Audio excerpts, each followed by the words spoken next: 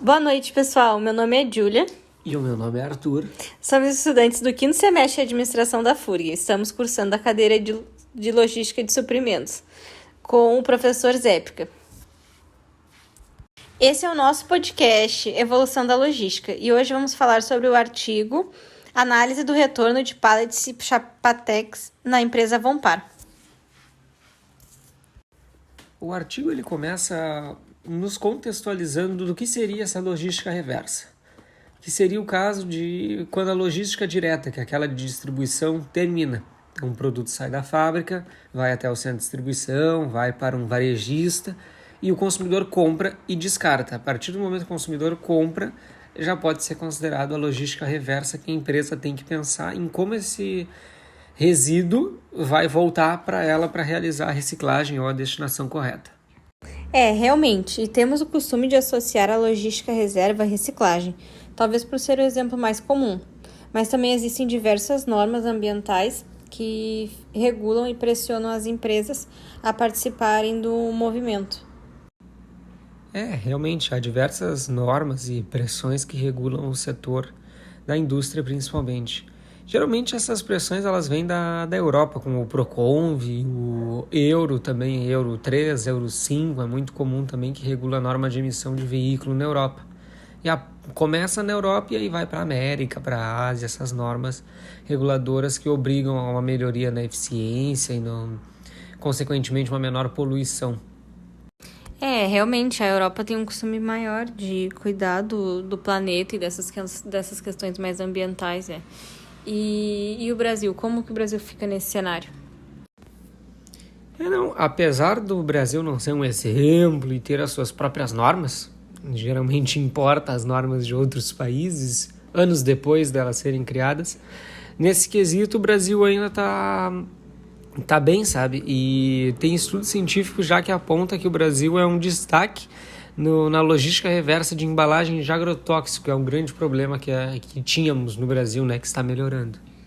Eu acredito também que a cabeça do brasileiro em si e dos grandes empresários ou clientes, sociedade mesmo, estão se importando muito mais com as questões ambientais e cobrando dos fornecedores que tenham as ISOs e, enfim. Realmente esse artigo que comenta da reutilização das embalagens de agrotóxico aponta que o Brasil está melhorando nessa questão, principalmente porque nesse mercado o cliente final, que no caso é o agricultor, ele está preocupado no fundo com essa questão ambiental. Então ele vê que a empresa está preocupada com isso, agrega valor para a empresa. E o mercado vem cobrando e valorizando cada vez mais essas empresas que estão dentro dessas normas e cumprindo tudo direitinho, Em uma pesquisa apresentada no artigo, mostra que os custos que acompanham a implementação da logística reversa são realmente altos, Porém, também se consegue uma economia significativa no custo final.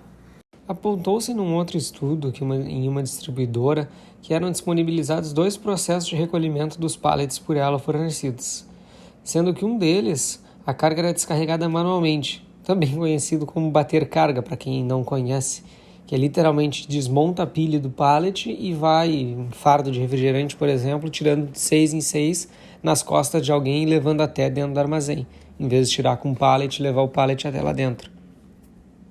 E a outra forma que era disponibilizada era o pallet sendo entregue junto com a carga, deixava no armazém, só que aí depois o distribuidor tinha que se responsabilizar, o que recebia a carga, por devolver o pallet à empresa.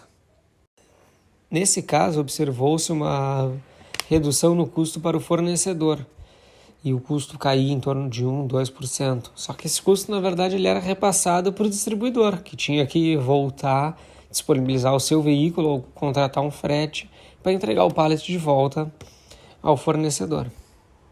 Um estudo qualitativo foi feito em uma empresa aqui do sul do Brasil, na Vonpar, e ela atua na parte de alimentação e bebida. Eles trabalham com marcas como a Coca, a Heineken, Doce de Leite, Mumu.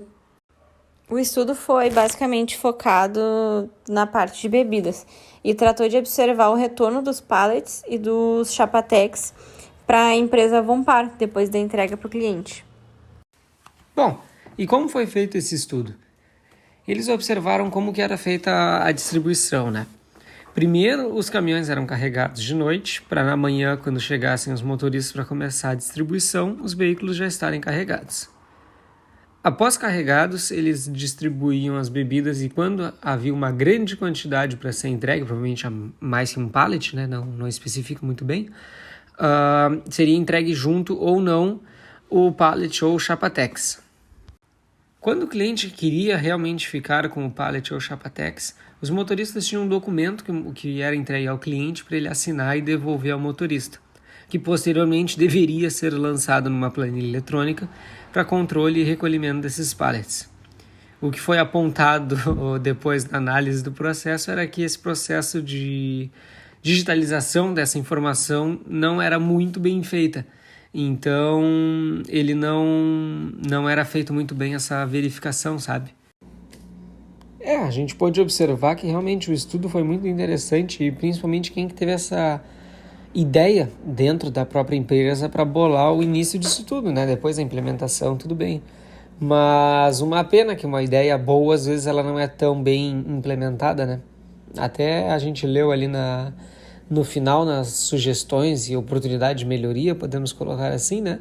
Que ia ser muito interessante realmente a empresa dar o devido valor e a importância para essa conferência, mas eu entendo lá da empresa também que eles não devem cobrar muito porque é o cliente, né?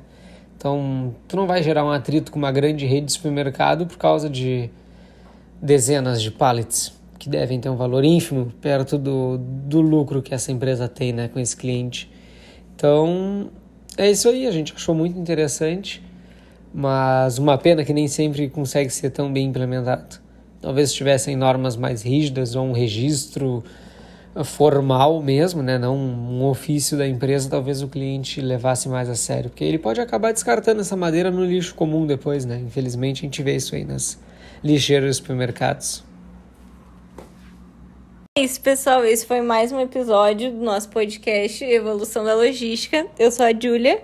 Eu sou o Arthur e em 5 minutos tudo pode mudar.